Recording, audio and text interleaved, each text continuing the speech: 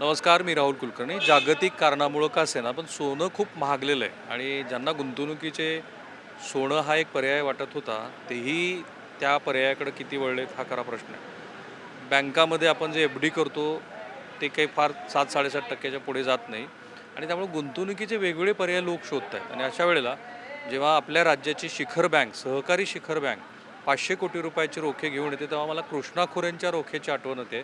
तेव्हा लोकांनी खूप भरभरून अशा पद्धतीनं त्या कृष्णा खोऱ्यांच्या बॉन्डला खूप प्रतिसाद दिला होता आणि श्री विद्याधर रानसकर जे शिखर बँकेचे प्रमुख आहेत ते आपल्यासोबत आहेत. तुम्ही असं म्हणालात की ही देशातली पहिली सहकारी बँक आहे, राज्य सहकारी बँक. राज्य सहकारी बँक, की जिला 500 कोटीचे रोखे आणायची परवानगी दिली. तर ते रोखे, त्याची कल्पना आणि आत्ताचं स्टेटस. नाही, वास्तविकता रोखे म्हणजे टायर 2 कॅपिटलमध्ये येतं. म्हणजे आमचं इन्फ्रास्ट्रक्चर जे आहे ते जास्त मजबूत होतं. त्यामुळे आमचं कॅपिटलमध्ये ग्रोथ आवश्यक होती आणि आम्ही एक नवीन कन्सेप्ट केलं आहे की सहकारामध्ये सहकार असावं. त्यामुळे सरकारने पहिल्यांदा नागपूर जिल्हा सहकारी बँकेचं व्यवस्थापन माझ्याकडे दिलं, राज्य सहकारी बँकेकडे दिलं. म्हणजे इतिहासात पहिल्यांदा संस्थात्मक प्रशासक, इन्स्टिट्यूशनल प्रशासक, हे फक्त ॲडमिनिस्ट्रेटर तुमच्यामुळे झालं होतं. हे शक्य झालं. त्यामुळे नागपूर जिल्हा सहकारी बँक जर मला वर आणायची असेल, तिथं माझं संपूर्ण फंडिंग, माझं इन्फ्रास्ट्रक्चर, माझं जे काय मॅन स्किल, एक्सपर्टाईजचं सगळं मला ते यूज करायचं आहे. त्यामुळे मला मला भांडवलाची निश्चितच आवश्यकता आहे. ओके. त्यामुळे ज्या ज्या जिल्हा बँका अडचणीत आहेत, ज्या ज्या माझ्या 3 टायर सिस्टीममध्ये जिल्हा बँक हे महत्त्वाचं एक अंग आहे. तेव्हा सगळ्या जिल्हा बँकांना सक्षम करायचं हळूहळू स्टेप बाय स्टेप. त्याच्याकरता ही बॉन्ड.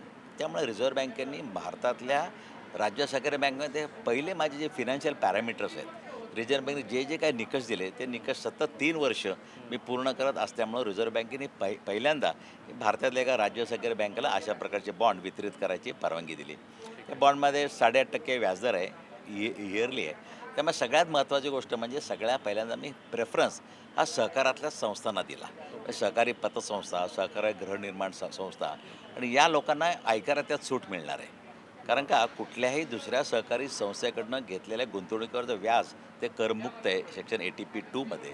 त्यामुळे ते त्यांना दुसरी गोष्ट सगळ्यात महत्त्वाची, सरकारने या गुंतवणुकीमध्ये ज्या पतसंस्थांनी जर गुंतवणूक केली तर त्यांना जो SLR जो ठेवावा लागतो, एक स्टॅच्युटरी लिक्विडिटी रेशो, त्याला वैधानिक तरलता म्हणतो. त्या तरलतेमध्ये या या रोख्यांमधली गुंतवणूक ही जमेत धरली जाईल अशा प्रकारचं सरकार सर्क्युलर काढतं आहे. माझं उपमुख्यमंत्र्यांशी बोलणं झालं, हे लवकर एका दिवसात ते सर्क्युलर निघेल.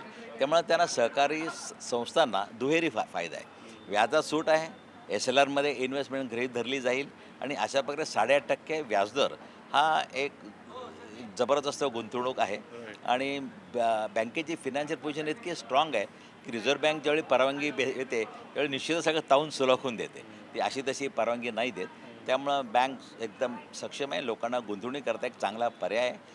इंडिव्हिज्युअल गुंतवणूक आम्ही मिनिमम ₹10,000 ठेवली आहे. वैयक्तिक गुंतवणूक. हां, माझ्याकडे आता व्यक्तिगतच जास्त गुंतवणूकदार आलेले आहेत.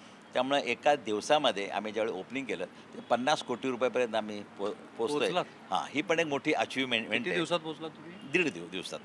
दीड दिवसात 50 ह्याचा अर्थ कोटी लोकांना ऑप्शन्स हवे हवेत आहे. आणि विश्वासार्ह विश्वासार्हता पाहिजे. बरं. तर लवकर ते टार्गेट पूर्ण होईल आणि सहकार सक्षम करण्यासाठी त्याचा उपयोग होईल असं मला मनापासून वाटतं. एक उपप्रश्न असा निर्माण झाला की तुम्ही नागपूर बँकेचा उल्लेख केला, म्हणून हे कॅपिटल शिखर बँकेला हवं आहे की नागपूर बँकेसाठीच नाही, आहे? हे शिखर बँकेला. होय. हे शिखर बँकचं टायर 2 कॅपिटल मजबूत झालं कारण मी माझं सगळा इन्फ्रास्ट्रक्चर हे नागपूर डिस्ट्रिक्ट करता वापरतो आहे. 30 तारखेला मुख्यमंत्र्यांच्या उपस्थितीत कार्यक्रम आहे. पदग्रहण समारंभ आपण त्याला म्हणतो.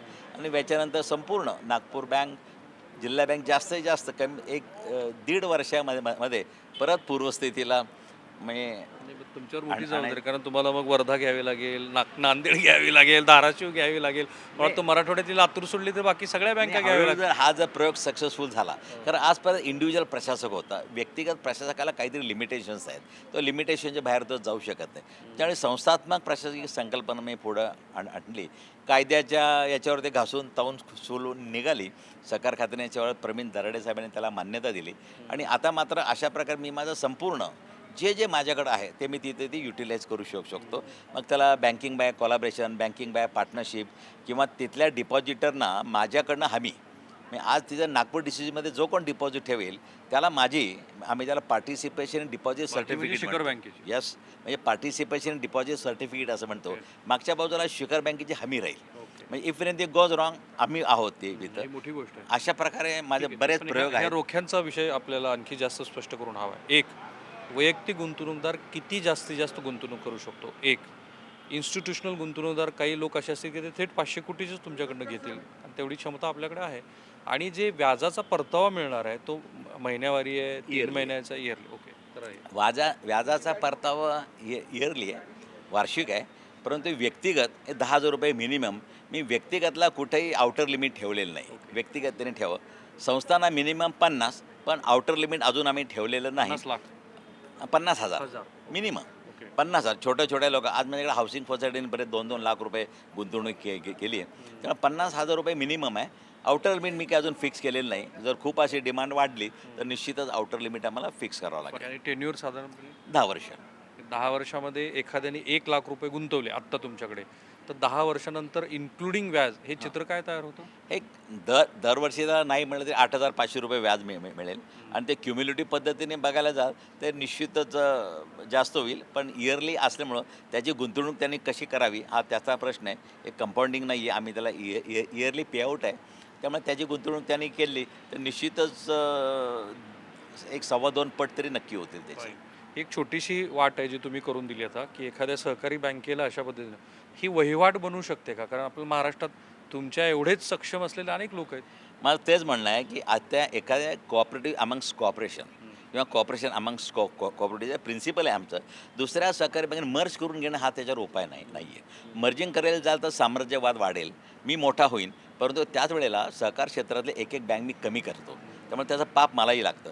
पण ते बँक कमी न करता तिला 2 वर्षात सक्षम करून परत बाजारामध्ये उत्कृष्ट सहकारी बँक म्हणून सोडून देणं अशा प्रकारचं काम केलं तर निश्चितच कॉपरेशन अमंग्स कॉपरेटिव्ह हे जे प्रिन्सिपल आहे हे साध्य केलं जाईल. आणि या दृष्टीने अनेक सक्षम बँका आज आहेत.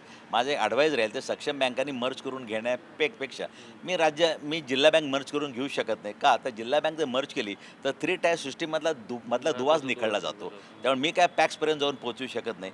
त्यामुळे मला ती सिस्टम जिवंत ठेवायची असेल तर जिल्हा बँका मला सक्षम करायलाच पाहिजेत. मला काय फाशनाला काय कोणालाही काय ॲपेक्स बँक जिथं आहे तिथं. पण इतर ठिकाणी मात्र हे अर्बन बँकांना सक्षम जे निरनिराळ्या सक्षम बँका आपल्याकडे खूप आहेत. त्यानंतर know how technical know how जे लोकांपर्यंत दिलं तर त्या बँका सक्षम करायचं नवीन धोरण जर प्रचलित पडलं तर सहकार क्षेत्र कमी होणार नाही, घटणार नाही.